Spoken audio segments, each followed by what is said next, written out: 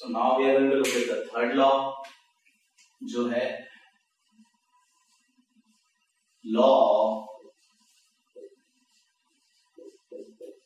multiple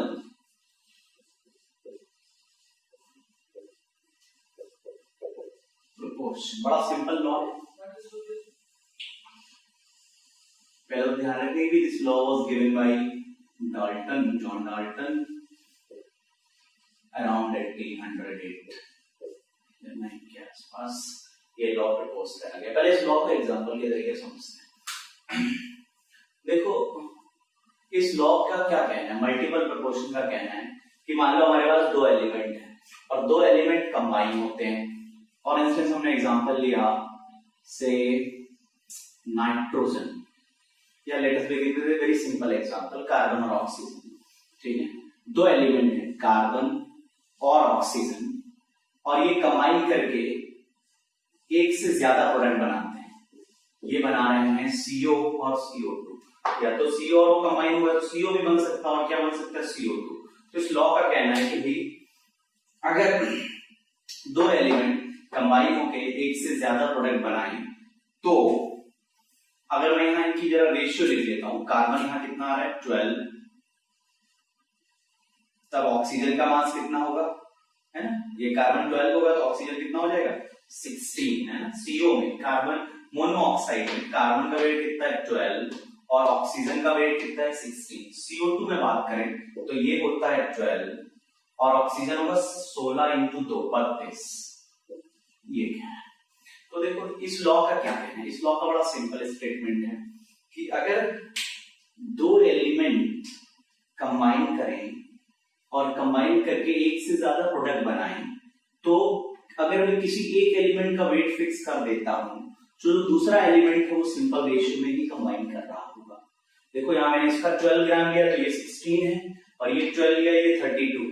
तो देखो इनके बीच सबसे सिंपल रेशियो आ रहा है 1:2 का रेशियो आ रहा है। ये हो गया लॉ ऑफ मल्टीपल प्रोपोर्शन।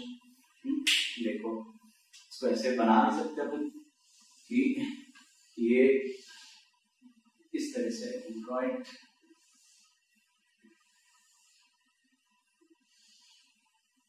कि इसका मैंने फिक्स कर दिया, ये 12 ग्राम लिया और ये भी 12 ग्राम लिया, तब ये 16 और 32 यानी दूसरा एलिमेंट फिक्स रेशियो में कंबाइन कर। और ये इसके लिए नहीं, आप किसी भी एग्जांपल के लिए अगर करा सकते हो। मैं एक और एग्जांपल आपको शो करता हूं कि मान लो मैंने दो एलिमेंट लिए हैं, सल्फर लिया है और ऑक्सीजन लिया है, और ये कंबाइन करके दो तरह के कंपाउंड बना रहे हैं SO2 और SO3।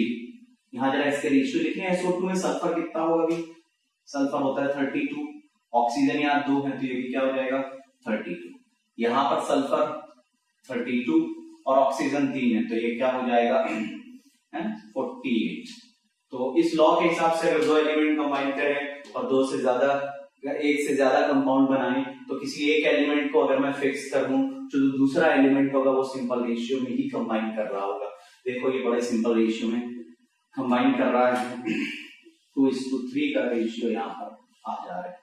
तो आप ये किसी भी एलिमेंट को लेकर आप कर सकते हैं, बस ध्यान ये रखना है कि मिनिमम दो ही एलिमेंट कंबाइन कराने हैं। ठीक है, बाद में स्टेटमेंट तो लिख ही लेंगे। क्या करते हैं ना कि अभी एक और एग्जांपल लेते हैं। Let us look at another example. देखो जरा, मान लो इस बार मैंने एग्जांपल लिया नाइट्रोजन और ऑक्सीजन का, और जब ये कंबाइन करते हैं तमाम तरह के कंपाउंड बनते हैं। एक तो बनता है N2O, एक बनता है NO, और फिर बहुत सारे 5 ऑक्साइड बनते हैं, N2O3 भी बनता है, NO2 भी बनता है, या N2O5 भी बनता है। ऐसे एक जरूरी नहीं कि दो ही बने, दो से ज्यादा भी बन सकते हैं ना। और मान लो मैंने नाइट्रोजन और ऑक्सीजन लिया है, पहले जरा इनमें रेशियो लिख लें। N2O में नाइट्रोजन 2 है तो ये कितना हो गया अभी 28, और ये हो गया 16। यहाँ देखो एक ही है तो ये 14 और 16। ये देखिए इसको थोड़ा ऊपर लिख लेते हैं, ये है आपका 16, ये भी आपका 16। N2O3 में 2 है तो 28 और ये 3 है, तो ये क्या हो गया ऑक्सीजन 48। यहाँ पर ये 14 और ये है 28, ये 14 और ये हो गया आपका 80 है ना, सॉरी ये हो जाएगा 30, 16 और 32 ये आ रहा है। तो देखो इनका क्या करना है कि कोई भी दो एलिमेंट कंबाइन करें और एक से ज्यादा कंपाउंड बनाए, तो मैं किसी एक एलिमेंट को फिक्स कर देता हूं। Let us fix this. यहाँ देखो ये 28, ये 14, 28, 40, तो क्या करते हैं इसको चेंज कर देते हैं। अगर ये 28, 16 है तो इसको सिंपलीफाई कर देंगे। इसको अगर मैं 14 ले लूं तो ये क्या हो जाएगा 8 हो जाएगा। ये तो 14 है, फिक्स है 14, 40, ये 28 है, तो इसको मैं अगर 14 करूंगा 2 से डिवाइड कर रहा हूं, ये क्या हो जाएगा 24 हो जाएगा। ये 14 है, ये 32, ये 14, ये 80। तो देखो ऑक्सीजन का रेशियो क्या आ रहा है 8:16:24, 14 के साथ जब कंबाइन कराए सबके 14 कंबाइन करा दिए, ये क्या आ रहा है 32, ये क्या है 80। तो देखो बड़ा सिंपल रेशियो आ रहा है 1:2:3:4 मल्टीपल पोर्शन। ध्यान ये रखना है कि किसी एक एलिमेंट को मुझे क्या करना है फिक्स कर देना है और उसके बाद वी हैव टू लुक, है ना। तो यहां मैंने नाइट्रोजन को क्या करा है फिक्स कर दिया है। I just fix nitrogen. तो पहले किसी में 28 था तो उसको 14 बना दिया। सो नाइट्रोजन को जब फिक्स करा 14, 14, 14, देखो ऑक्सीजन बड़े सिंपल रेशियो के साथ कंबाइन कर रहा है। ये पर्टिकुलर कहलाता है लॉ ऑफ मल्टीपल प्रोपोर्शन। अब अपन लोग इसका स्टेटमेंट लिख लेते हैं। स्टेटमेंट देखो इस लॉ का क्या हो जाएगा कि according to this law, according to this law, when two elements combine together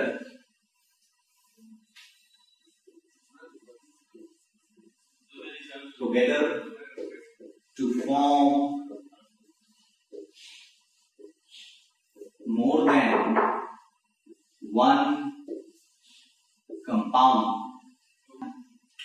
then different mass of one element which combine with fixed mass of other element bears a simple ratio, है ना। यहाँ कुछ word बस अपने को ध्यान रखने हैं कि देखो फिक्स्ड मास होना चाहिए किसी दूसरे एलिमेंट का, है ना। एक एलिमेंट को मुझे फिक्स कर दिया, जैसे मैं नाइट्रोजन को फिक्स कर दिया था, कार्बन को या सल्फर को फिक्स कर दिया। तब जो दूसरा एलिमेंट है ना, जो दूसरा एलिमेंट है उसके डिफरेंट मास जो रिएक्ट कर रहे थे उनके बीच एक सिंपल रेशियो है। जैसे ऑक्सीजन में देखा था एक सिंपल रेशियो आ रहा था 1:2:3:4, N2 नाइट्रोजन और ऑक्सीजन में, या कार्बन और CO और CO2 में भी बड़ा सिंपल रेशियो आ रहा था। और किसके बीच ऑक्सीजन के बीच मैंने कार्बन को फिक्स करा। तो एक को अपने को फिक्स कर देना है और दूसरे के जो मासेस अपने को चेक करने हैं वो क्या आ जाएंगे सिंपल रेशियो में आ रहे हैं। Keeping the mass of one element has to be fixed। आगे ध्यान रखना तीसरी बात इस लॉ में याद रखो कि this law is also applicable for compound. किसी कंपाउंड के लिए ही वैलिड है। तो let me right it over here, it is applicable for compound. जैसे इसके पहले वाला लॉ भी किसी कंपाउंड के लिए ही लग रहा था, किसी केमिकल रिएक्शन के लिए नहीं लग रहा है। और दूसरी बात इस लॉ में हमें minimum 2 elements are required, 3 element नहीं चाहिए। तो क्या बोलेंगे only 2 elements are required। 2 element चाहिए और they should form at least more than one compound and they should combine to form more than one compound, एक से ज्यादा कंपाउंड भी बनाने चाहिए। ये इस लॉ ऑफ मल्टीपल प्रोपोर्शन की कुछ बातें आपको ध्यान रखनी है। ये हैं दो एलिमेंट, एक हाइड्रोजन और दूसरा ऑक्सीजन। में लिख दे रहा हूं, हम लोग लिए थे मल्टीपल प्रोपोर्शन के साथ डील कर रहे थे, लॉ ऑफ मल्टीपल प्रोपोर्शन। ठीक है भाई, मान लो दो एग्जांपल लिया, हाइड्रोजन और ऑक्सीजन। तो ये लॉ क्या कहता है कि कोई भी दो एलिमेंट लिए हैं तो उनके एक से ज्यादा कंपाउंड बने। मान लो इसके एक कंपाउंड बना लिया H2, दूसरा बनाया H2O2। अब बोल रहे हैं कि इस दो कंपाउंड में इनका जो रेशियो होगा वेट का, तो हाइड्रोजन कितना है, 2 है तो 2 ग्राम हाइड्रोजन का एटॉमिक मास 1, ऑक्सीजन 16। यहाँ भी देखो कितना है, 2 है, और यहाँ कितना है, ऑक्सीजन 2, तो ये हो गया 32। तो इस लॉ का क्या कहना है कि अगर मैं किसी एक एलिमेंट को फिक्स कर देता हूं, मैं मान लो हाइड्रोजन का वेट 2 ग्राम और 2 ग्राम फिक्स कर दिया, तो जो दूसरा एलिमेंट कंबाइन करेगा वो किसी सिंपल रेशियो में कंबाइन कर रहा होगा। देखो ये बड़ा सिंपल रेशियो है 1:2, और ये आप सिंपल किसी दूसरे सिंपल मॉलिक्यूल्स के लिए भी आप अप्लाई कर सकते हो। कंडीशन क्या है, किसी एक का वेट फिक्स करना होगा। तो जैसे यहाँ पे हाइड्रोजन के वेट को क्या कर दिया, fix. I mean both has to be same, ये दो तो ये भी दो, ये एक तो ये एक, राइट। तो यहाँ इसका कांस्टेंट कर दिए हो, ये 2 ग्राम और इसका भी वेट क्या कर दिया, फिक्स, या मास कांस्टेंट कर दिया। ठीक है, या मान लो आगे बढ़ेगा, एक और एग्जांपल देखते हैं। मान लो नाइट्रोजन और हाइड्रोजन ले लिया, नाइट्रोजन और हाइड्रोजन लेते हैं, तो मान लीजिए कौन से दो कंपाउंड नाइट्रोजन हाइड्रोजन बनाते हैं, आप जानते होंगे। एक बनाता है अमोनिया, और एक और हाइड्रोजन का हाइड्राइड बनता है नाइट्रोजन के साथ, उसको कहते हैं N2H4। इसको तो आप सब जानते हो, इसको क्या कहते हो, अमोनिया। और ये वाला जो होता है, ये होता है हाइड्राजीन। ठीक है, अभी आगे आप पढ़ोगे, ग्रुप 15 जो है नाइट्रोजन फैमिली, इसमें पढ़ोगे hydride of nitrogen, hydrazine N2H4। जरा देखते हैं ना, फॉर इंस्टेंस यहाँ पे देखें, अमोनिया में नाइट्रोजन का वेट कितना होगा 14, तो हाइड्रोजन कितना हो जाएगा 3। ठीक है, और यहाँ नाइट्रोजन कितना होगा 28, तो यहाँ हाइड्रोजन क्या होगा 4। अच्छा एक बात और, किसी का भी आप वेट फिक्स कर सकते हो, नाइट्रोजन का फिक्स करो तो ये 14 है तो इसको भी 14 बना दें, या आप चाहो तो हाइड्रोजन फिक्स कर दो। हाइड्रोजन 3 और 4 है, फिक्स करने के लिए मल्टीपल करना पड़ेगा, राइट। यहाँ 4 का और यहाँ 3 का, तो अगर यहाँ 4 करेंगे तो यहाँ भी 4 करेंगे, यहाँ 3 करेंगे तो यहाँ भी 3 करेंगे, तो ज्यादा कैलकुलेशन हो जाएगा। तो हम लोग क्या करते हैं, इसको 14 रखें, इसको 14 बना लेते हैं। तो अगर ये 14 है, 28 था तो ये 4 है, तो ये 14 होगा, तो इसका वेट कितना हो जाएगा 2। तो देखो नया रेशियो क्या है ना, 3:2, जो कि बड़ा सिंपल है। कोई जरूरी नहीं कि आप यहाँ पे जैसे लिया था, कोई जरूरी नहीं आप हाइड्रोजन को फिक्स करोगे, क्योंकि ये दो है ऑलरेडी फिक्स है, तो डेटा यही से लेकर आप चाहते हैं इसको फिक्स करो। तो देखो भाई ये लॉ फॉलो हो रहा है आपका आगे।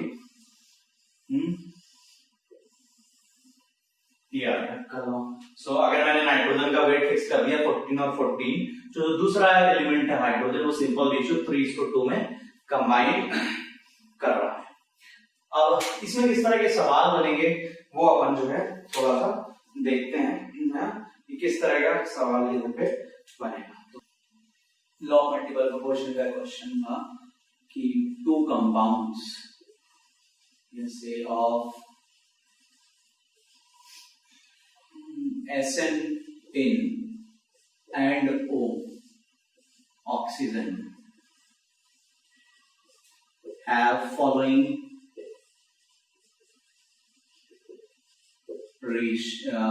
percentage of mass। ठीक है, मान लेते हैं कि कंपाउंड A और कंपाउंड B, और यहां पर लेट अस से mass of SN, this is 78.77 mass percent, और ये है मास परसेंट ऑफ O, एंड यहाँ पर 78.77 है, so we'll be having 23.7+9.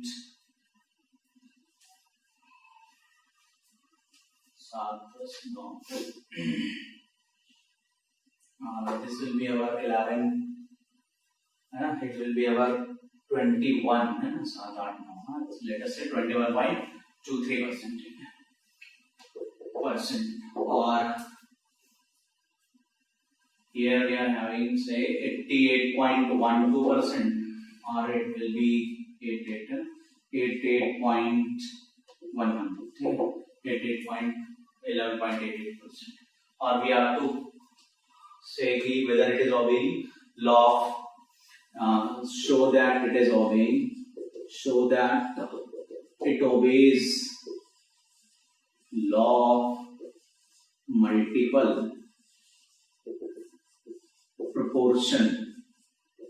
So ये लॉ ऑफ मल्टीपल प्रोपोर्शन, तो लॉ ऑफ मल्टीपल प्रोपोर्शन को अगर शो करना तो ध्यान रखना ये जो मल्टीपल प्रोपोर्शन का law it is only valid for compound, ना कि फॉर बैलेंस्ड केमिकल इक्वेशन। तो अगर ये कंपाउंड के लिए वैलिड है तो यहाँ पे कंपाउंड में हमारे पास दो एलिमेंट है, टेन और ऑक्सीजन। अगर मुझे ये प्रूव करना है किसी भी सवाल में कि law of multiple proportion follow कर रहा है कि नहीं, तो क्या करना है, किसी एक को फिक्स कर दो, ऑक्सीजन को से फिक्स कर दो या 10 को फिक्स करो, इसका 1 ग्राम ले लो, इसका 1 ग्राम ले लो और इसके रेशियो कैलकुलेट कर दो दोनों कंपाउंड या दो से ज्यादा कंपाउंड में। अगर वो रेशियो सिंपल रेशियो आ रहे होंगे तो क्या हो जाएगा, law of multiple proportion follow हो जाएगा।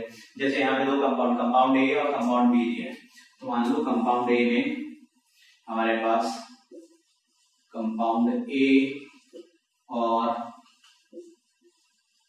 कंपाउंड बी लिए गए हैं और यहाँ पे हमारे पास 10:2 ऑक्सीजन परसेंट में दोनों का कैलकुलेट करके 100 आ रहा है, तो परसेंट को we can simply mass percent है तो इसको ग्राम में लिख सकते हैं। इसका वेट क्या हो गया 77.77 और ये हो गया 21.23। दूसरा जो कंपाउंड लिया बी SN2O, वहां पर ये है 88.12 और ये है 11.88। अब मान लेते हैं कि ऑक्सीजन को फिक्स कर लेते हैं। ऑक्सीजन को फिक्स करने का मतलब मैं इसको 1 ग्राम बना लूं और यहाँ भी इसको 1 ग्राम बना लूं, तो यहाँ इसको 1 ग्राम के लिए कितना वेट होगा, 10 के अगर सिंपल रेशियो आ जाएंगे तो हमारा लॉ क्या सेटिस्फाई होगा। उसको 1 ग्राम बनाने के लिए क्या कर लें, इसको डिवाइड कर देते हैं खुद से। तो अगर मैं इसको 21.23 से डिवाइड कर रहा हूं तो वैसे ये भी चेंज होगा, इसको भी किससे डिवाइड करूंगा 21.23। तो अगर मैं इसको सॉल्व कर रहा हूं, ये तो आपको 1 दे रहा है ना, और अगर मैं इसको सॉल्व करूंगा तो 4 बार जाएगा, सो ये जो होगा जाके 80 में चला जाएगा, 3 टाइम्स आएगा, है ना, 63 पॉइंट अप्रोक्सीमेटली आ जाएगा 0.7 के आसपास। ठीक है, ठीक है 3.7 अप्रोक्सीमेट आंसर ले सकते हो, एग्जैक्ट रेशियो कैलकुलेट करने की जरूरत नहीं है, एग्जैक्ट वैल्यू लगभग 3.7 आ जाएगा। अगर मैं इसको करता हूं कैलकुलेट 11.88 डिवाइडेड बाय 11.88, तो ये तो 1 हो गया आपका फिक्स मास हो गया। देखो ऑक्सीजन का मास दोनों में फिक्स कर लेना है, स्टेन का मास का रेशियो कैलकुलेट करते हैं। अगर 88.12 डिवाइडेड बाय 11.88 है तो ये जाएगा 8 टाइम्स ज्यादा हो जाएगा, क्योंकि 11 into 8 88 और इसका भी फैक्टर आएगा तो इससे तो बड़ा हो जाएगा 8, तो 94 की रेंज में चला जाएगा। 7 बार कर लेते हैं 7 बार कर रहे हैं तो देखो ये 11 7 77 हो रहा है और ये हो जाएगा 5.6, 0.88 into 7 5.6, 77 और 5.6 आपका 82 होगा, तो अभी 6 के आसपास बच जाएगा।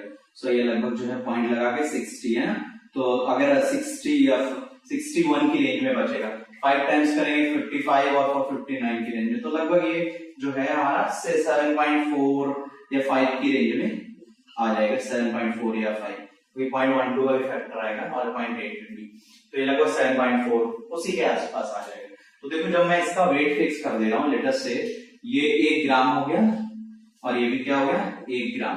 ध्यान देना मैं ग्राम क्यों ले रहा हूँ, क्योंकि यहाँ परसेंट लेके चले ना, और दोनों परसेंट कैलकुलेट करके 100 आ रहे हैं तो उसको वी कैन, और ये मास का परसेंट दिया हुआ है, परसेंट ऑफ मास, तो उसको मैं ग्राम में सब्स्टिट्यूट कर दे रहा हूँ। तो अगर मैंने ऑक्सीजन के मासेस फिक्स कर दिए तो देखो इसका रेशियो क्या है 3.7 और यहाँ क्या है 7.4, तो मैं क्या बोल सकता हूँ कि in both compound A and B, let me write like this, compound A, compound B, let us say oxygen 1 है और यहाँ भी 1 है, तब हमारा 10 क्या आ रहा है 3.7:7.4, जो अप्रोक्सीमेटली 1:2 की रेंज में आ जाएगा।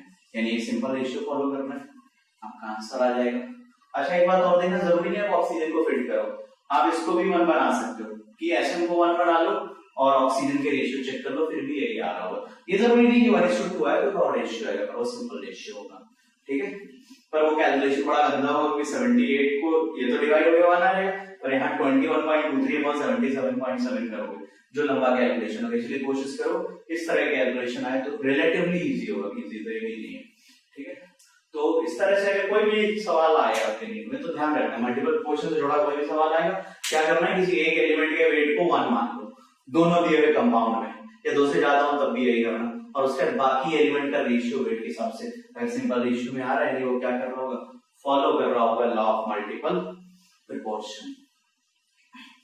अब आगे देखिएगा, जैसे अभी तक जो कंपाउंड अपन लोग लिखते आए हैं, खासकर इस तरह के कंपाउंड, जैसे अभी जितने एग्जांपल्स लिए हैं इसमें अगर देखो आपने क्या लिया, NH3 लिया, N2H4 लिया, SO2 लिया, SO3 लिया, या H2O लिया था, H2O2, या नाइट्रोजन के ऑक्साइड लिए थे, N2O, NO, N2O5 वगैरह, ठीक है, या ऐसे तमाम लिए थे, है ना, NO2 और N2O3 भी लिया। इस तरह के जब भी कोई ऑक्साइड ले रहे हैं, या CO, CO2 देख लो, सारे एग्जांपल में खास बात आ रही है कि बड़ा सिंपल रेशियो आ रहा है दोनों एलिमेंट्स के बीच। यानी यहां मैं बोलूं तो क्या रेशियो आ रहा है 1:1 का, एक कार्बन एक ऑक्सीजन, यहाँ क्या है 1:2 का, ये 1 है तो ये 2 है, ये रेशियो एटम के बीच की बात करो, बड़ा सिंपल रेशियो 1:3 का आ रहा है, 2:4 का आ रहा है, 1:2 का आ रहा है, 1:3 का भी आ रहा है, 2:1 ऐसे, इस तरह से आपके बड़ा सिंपल रेशियो आ रहा है। अब कई बार क्या होता है, ऐसे जो कंपाउंड्स हैं ये तो कॉमन और आप सब फेमिलियर हो, छोटी क्लासेस से आप पढ़ के भी आए, पर अभी आप आगे पढ़ोगे, है ना, ये कुछ बड़े अजीब तरह के कंपाउंड है जिसमें इस तरह का सिंपल रेशियो नहीं आएगा। खासकर वो कंपाउंड आपके जो हैं डी ब्लॉक के होंगे। डी ब्लॉक अभी आप पीरियोडिक प्रॉपर्टीज में देखोगे तो डी ब्लॉक का मतलब होता है कुछ हैवी मेटल लाइक आयरन, निकल, टिन, अभी आगे बताऊंगा व्हाट इज डी ब्लॉक। वो उनके अगर ऑक्साइड्स बनाते हैं, जैसे मैं आयरन का ऑक्साइड बनाता हूं, ये 0.93O हो जाता है, या मैं वेनेडियम का हाइड्राइड बना दूं ये ऐसे चले जाते हैं VH2.5 या इस तरह के। तो इसका मतलब क्या है कि यहाँ आयरन और ऑक्सीजन के बीच सिंपल रेशियो नहीं है, 0.93:1 का रेशियो, यहाँ क्या है 1:2.5।